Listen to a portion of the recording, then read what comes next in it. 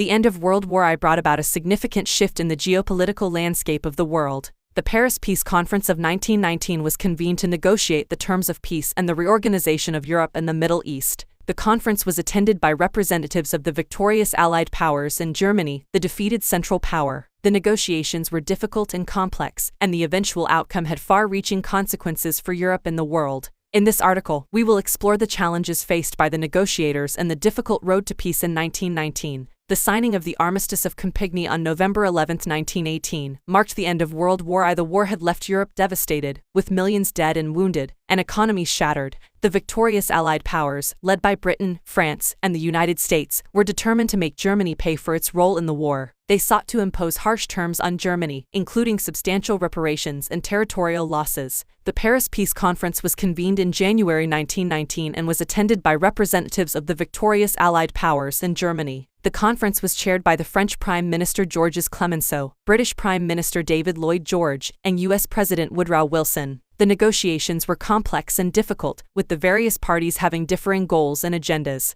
The victors were determined to punish Germany severely, while Germany sought to minimize the reparations and territorial losses. One of the most contentious issues was the question of reparations. The Allies sought substantial payments from Germany to compensate for the damage caused by the war. Germany argued that it could not afford to pay such large sums and that the demands were unjust. The negotiators struggled to find a compromise, and the issue remained unresolved for several years. Another major issue was the reorganization of Europe and the Middle East. The war had left many countries in a state of turmoil, and the Allies sought to redraw the map of Europe to reflect new political realities. The negotiations were complicated by conflicting claims and interests, and the final outcome was not always satisfactory. The difficult road to peace. The negotiations at the Paris Peace Conference were plagued by disagreements and disputes. The various parties had different goals and agendas, and compromise was often difficult to achieve. The conference was also marred by a lack of transparency and accountability, with many decisions being made behind closed doors. The difficult negotiations had a profound impact on the post-war world.